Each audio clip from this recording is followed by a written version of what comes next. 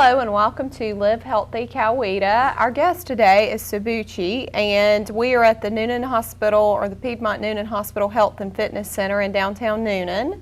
And Subuchi, you're a long way from home. So tell us a little bit about, you practice meditative yoga, and I know that there's probably a different term for exactly what you do, but tell us a little bit about what is meditative yoga and what brought you to the United States. And that's probably a deep relaxation. And how long have you been practicing this? I started in the month of May 1999, so I guess it's about 8 years now.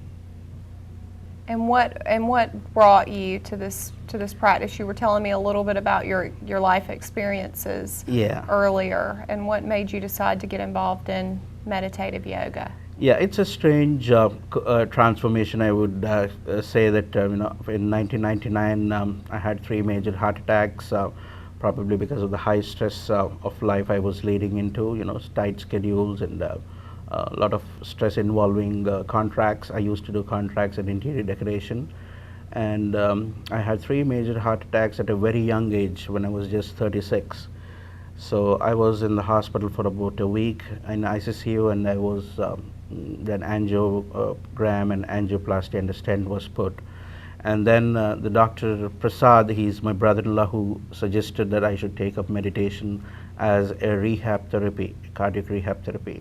And I love that because your doctor did suggest meditation. I think that's key, because I think sometimes in the United States, I think we have wonderful physicians, but I think sometimes suggesting meditation probably would not have been an alternative for them. In many instances, we would have been given a pill and kind of gone on our way. And it's more as the American culture, we want a quick fix. Yes. So that's interesting that you started meditation out of that. Yes. And I'm very happy to see the acceptance of alternative therapies like yoga and meditation as a source for healing and overcoming your illness, which is being very prominently promoted in America. It is. So people are looking forward to this, and I'm getting very good response. Okay. So after I'm just curious. You had this physical. You had this heart attack, or these several heart attacks. Did the yoga, did it immediately help with those kind of symptoms? It really helped me first in going into deep relaxation. It really helped me to be an observer to all my thoughts. It helped me to let go of so many things which was really bothering me. It helped me to overcome the depression and the negative thoughts I used to have. And of course, the power of the practice of Manoyoga helped me to really overcome the damaged heart. And today my medication is reduced substantially. Maybe about 80% of the medication is totally reduced. Wow. I read somewhere that doing meditative breathing, and you're going to show us the technique in just a few minutes, but I read that it was like bathing your inner organs in light and energy. And I thought, wow, can it really physically be good for you? Because we breathe all the time, we breathe naturally. But it's true that sometimes when you find yourself in a stressful situation, you're really not breathing. We're doing that shallow breathing. Is that correct? Oh yes, it's like you have the best of the stereos available, but not knowing how to operate it. We all breathe, but we breathe differently. If you do a breathing exercise the way you should do it, the body receives the prana more from nature.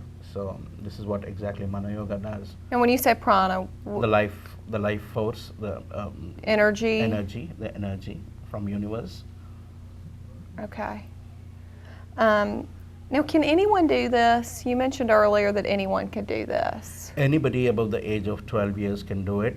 Any persons who had undergone any surgery, they should tell beforehand and get in permission from the teacher, because the teacher can make out whether the person can do this practice or not. I've always had a problem meditating. And I'll say that because I have, and I haven't given it a lot of effort, I'll be honest, but I've done yoga in the past, and I do Pilates, and I run, and so I care about physically what's going on in my body, but sometimes it's really hard for me to quiet my mind. Can you totally, obviously you can probably totally quiet your mind. What happens when you're in that kind of meditative state?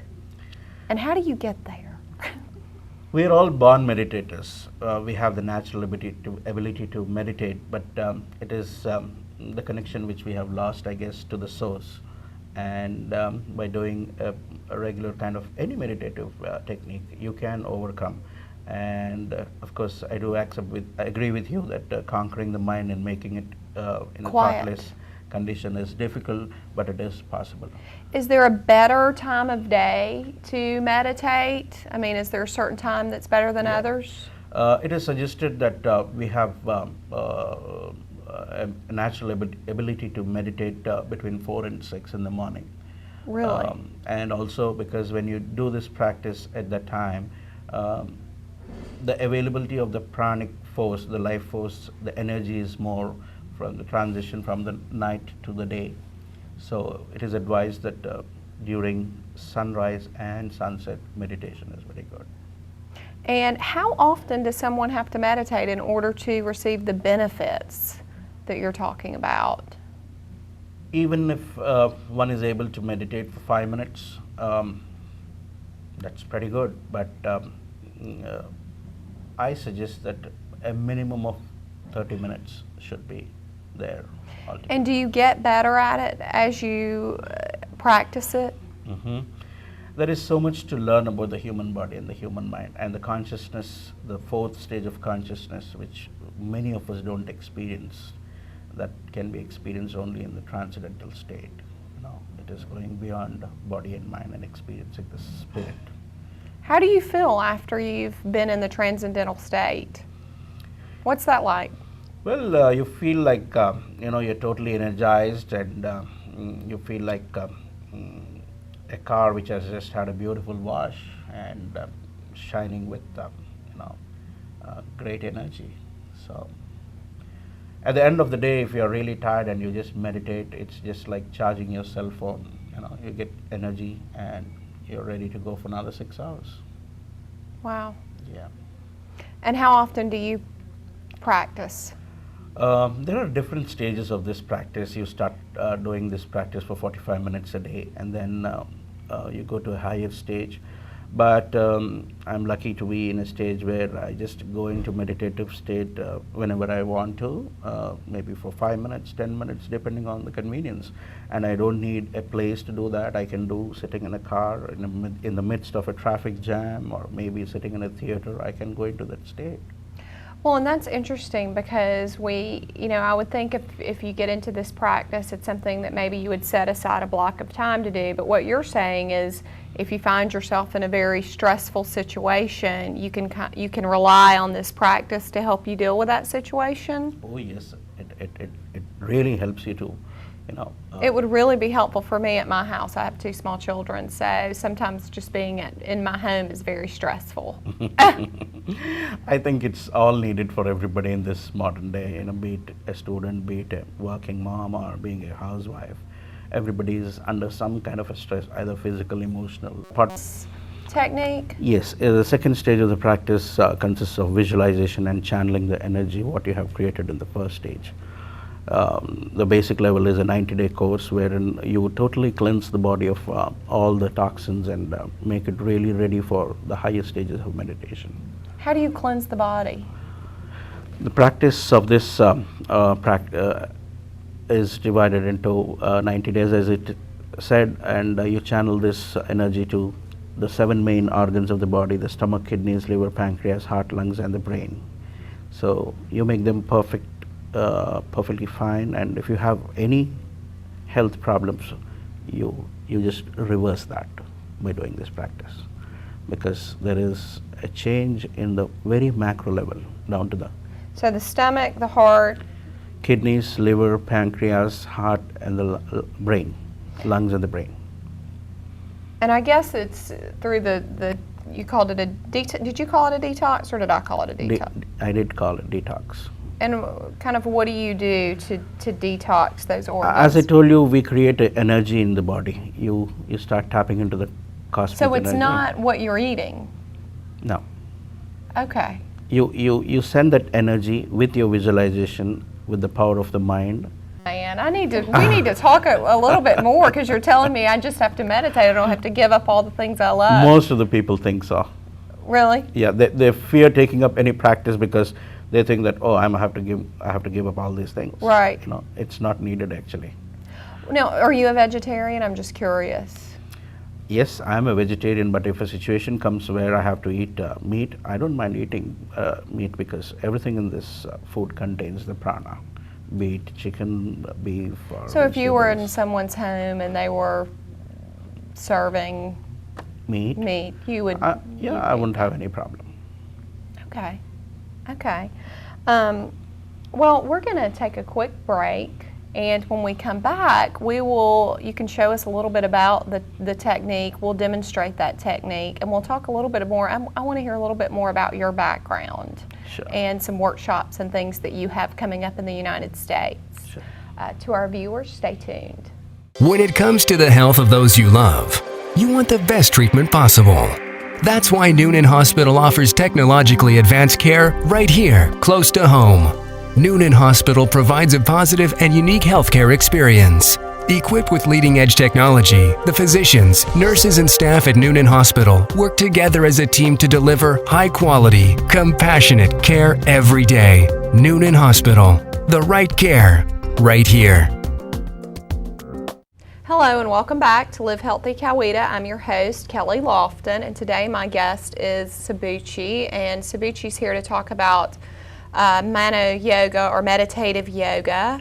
And you're bringing this to the United States, but is this a universal practice? I mean, you've taken it to other places as well, right, Sabuchi? Yeah, it is a universal practice. As I told earlier, it doesn't involve any mantras, it doesn't involve any initiations or worshipping of any particular god or guru. It is being practiced by people in about 28 countries now, and I have personally visited 6 countries, Australia, Singapore, Malaysia, Thailand, and now America, and conducted my classes. And is this a pretty typical practice in India where you're from, and your mission you feel like is to spread the word to the rest of the world?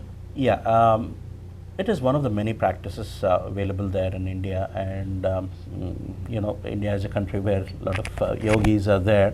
So I happened to learn this technique, and after the benefit it gave me in terms of overcoming my anger, overcoming my emotional sensitivity, and given me great mental strength and emotional balance.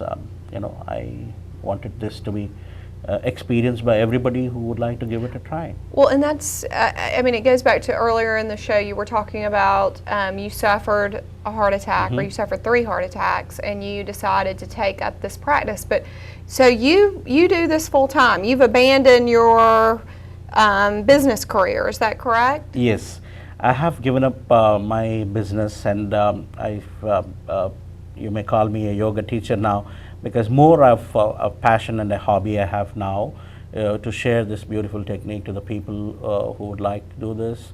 I'm not thinking too much on a commercial aspect of it, but well, it comes along with the teaching. But my more interest is to spread this technique across so that people can lead better, healthy, peaceful lives. Now, who have you trained under? My guru, my teacher, Sri Somanath Maharshi. Yeah, that's And it. these are some books that you brought with you today. Yes. Tell us a little bit about these. Sri Somanath Maharshi is my teacher, who is the originator of the practice of Manoyoga, and he has simplified and made this practice so easy that it can be practiced by anyone just by sparing 45 minutes a day. And this is the book which is called The Student, and it is being distributed freely all over the world, and contains the extract of all his research projects which we had done on the effect of Manoyoga practice on different types of people.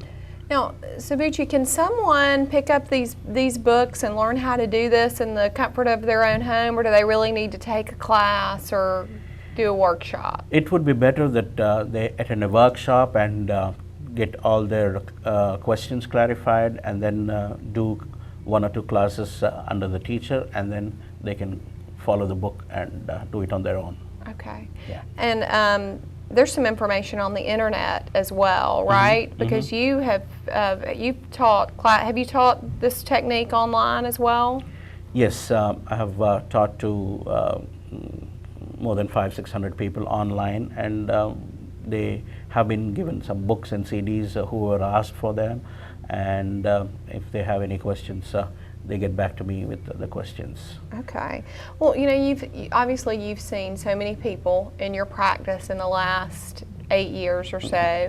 What are some of who are the kind of people that are coming to you to learn this technique, and what are some of the benefits that you see for them? Well, there was this gentleman who was the general manager of a big company there, who came to actually do this practice to give him relaxation and some stress relief.